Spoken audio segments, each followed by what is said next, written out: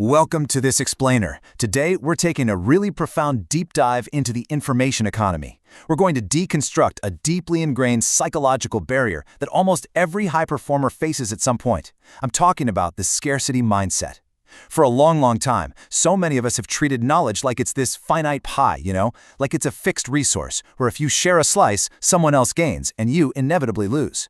But what if that instinct is just entirely wrong? What if holding your knowledge hostage is actually the absolute fastest way to become irrelevant? Okay, let's dive right into this and fundamentally dismantle the fear of sharing. Right off the bat, this brings us to the ultimate terrifying question that just stops us in our tracks. What happens if you give away everything you know? Look, it is completely natural to feel like if you share your hard-earned knowledge freely, people are just going to eavesdrop, steal your edge, and ultimately replace you. You have worked so incredibly hard to gather this information. You've spent the late nights, you've made the painful mistakes, and you've paid the price to get exactly where you are. So the fear that someone else could just casually swoop in, take it, and use it to defeat or ruin you, that's incredibly valid. It genuinely feels like basic self-preservation to stay quiet and protect your assets. But, as we're going to see in this explainer, mixing the true principle that information is power with the totally false interpretation that sharing destroys you is a massive trap. So here is our roadmap for today. We'll start with 1. The scarcity survival instinct. Then 2. How walls become prisons. 3. The paradox of openness. 4. Your uncopyable lived experience. 5. Designing safe structural openness. And finally, 6. Leverage through intentional generosity. Let's get into it. Section 1. The scarcity survival instinct. The logic of hoarding knowledge. Let's acknowledge right out of the gate that the instinct to build walls around your knowledge isn't crazy or irrational. It's actually a highly rational defense mechanism, and it's almost always born from a genuine, painful experience of loss. To really deeply understand how this trauma is formed, consider this incredible origin story set back in the golden era of RuneScape 2. Now, in this highly competitive virtual economy of roughly 220,000 concurrent players, in-game gold meant real status and real power.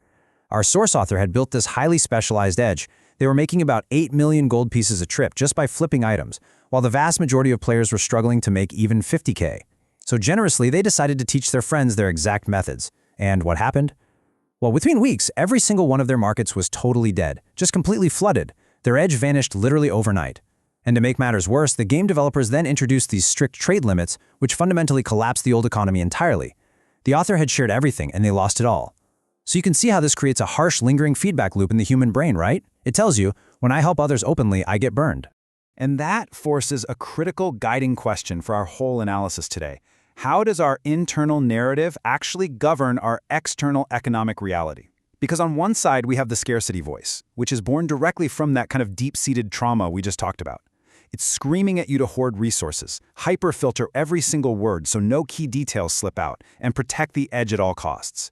It treats every conversation, every interaction, as a zero-sum negotiation. If they win, you lose. But on the other side is the abundance voice. This force argues that we should support, multiply, and circulate our ideas. The tension between these two voices, that is the ultimate battleground of your career. And the really dangerous thing about the scarcity voice is that it doesn't even need actual current evidence to feel real. It just needs fear to feel justified. Section 2. How walls become prisons. The cost of absolute secrecy. Okay, so that secrecy you utilized for self-preservation, the truth is it eventually stops protecting you and actually starts trapping you. To understand why these walls become prisons, we really need to break down the theoretical assumptions behind that fear of being eavesdropped on. When you share knowledge out in the world, people generally respond in 3 predictable ways. First, you have learners. They take your information, they grow, but they don't replace you. Instead, they become your fiercely loyal allies. Second, you have competitors. They try to match you, but they rarely surpass you because they completely lack your highly nuanced lived experience. And third, you have opportunists. They imitate the surface-level parts of what you know, basically just hoping for a fast shortcut. Now here's the core problem. When we are stuck in a scarcity mindset, our brains hyperfixate on the opportunists. We notice them, and we falsely interpret their behavior as this direct hostility aimed at replacing us.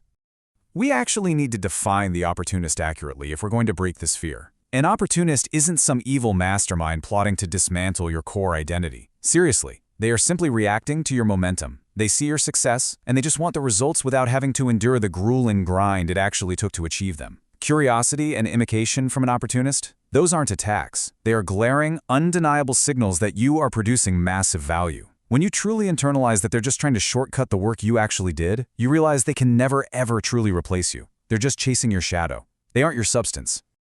Moving on to Section 3, the paradox of openness. Why sharing reveals your uniqueness. This brings us to the really profound paradox of our journey today. The fact is, teaching actually exposes your uncopyable uniqueness rather than handing over your competitive advantage. I want you to really let this quote sink in for a second. An idea locked in your head doesn't compound, it stagnates. Ideas are not fixed assets, just sitting safely in a bank vault. Secrecy creates a closed system, and closed systems simply do not innovate. They decay over time. But the very moment you allow your thinking to circulate freely, you inject it into an open system. It collides with new contexts, new problems, entirely new minds. It gets stress-tested in reality. So the choice here isn't between keeping or losing your knowledge. No, the choice is between holding on to a static idea that slowly becomes totally irrelevant or nurturing a living idea that evolves and grows, simply because you were brave enough to share it. And brave sharing is actually completely safe. Why? Because in today's digital world, raw information is just a cheap commodity. Facts, spreadsheets, code snippets, step-by-step guides, those can all be copied in milliseconds. If your entire net worth is tied to a hidden trick, like a RuneScape flipping secret, you are incredibly vulnerable. But here is the reality of the situation. People invest in people.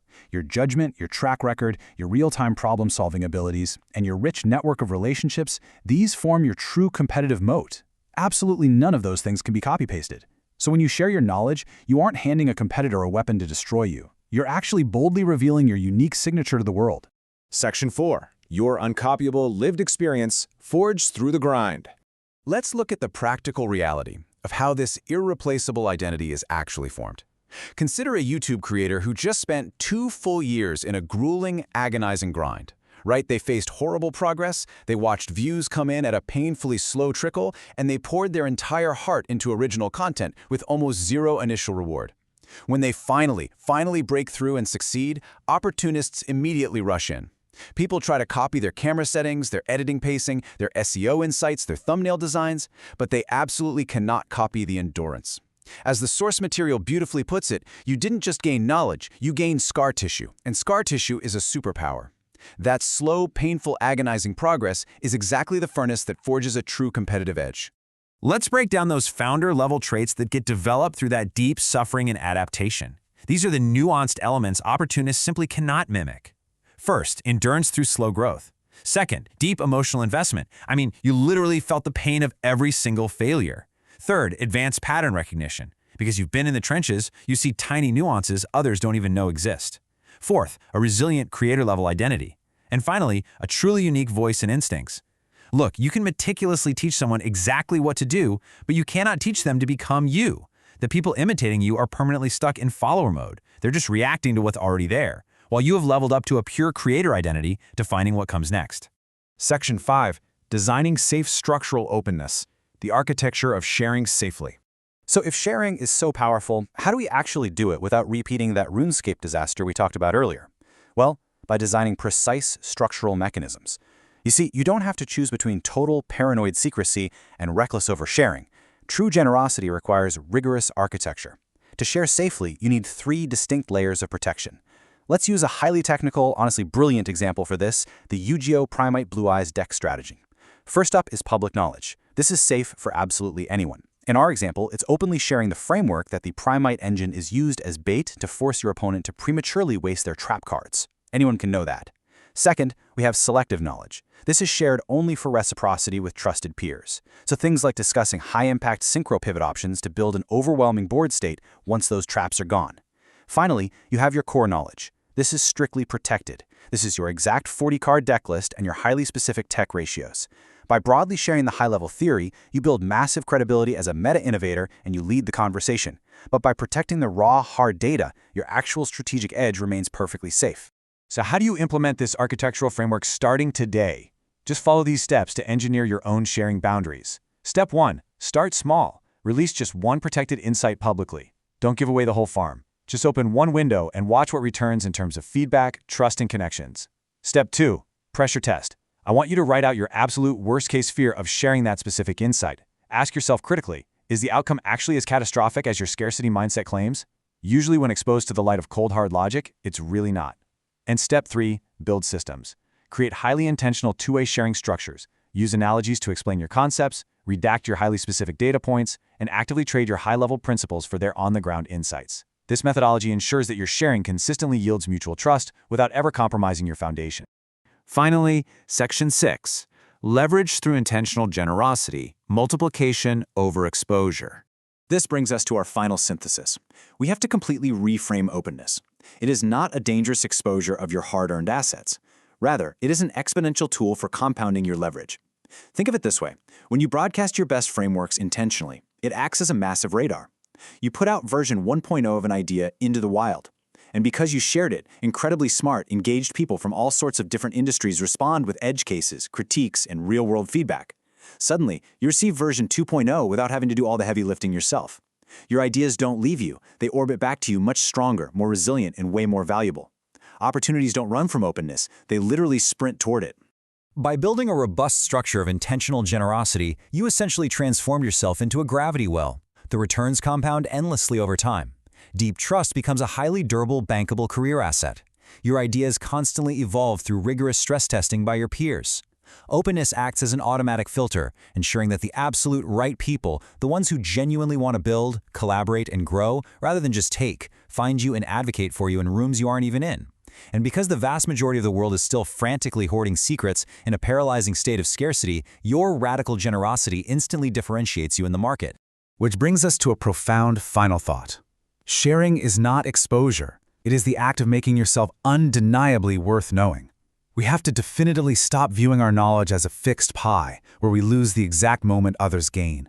By building structural openness, we don't dilute our hard-earned power. We multiply it endlessly. So I'm going to leave you with this question to provoke your own thinking today. What deeply valuable idea are you currently hoarding right now that is quietly stagnating, and just how much leverage could you gain if you structured a safe way to give it away today?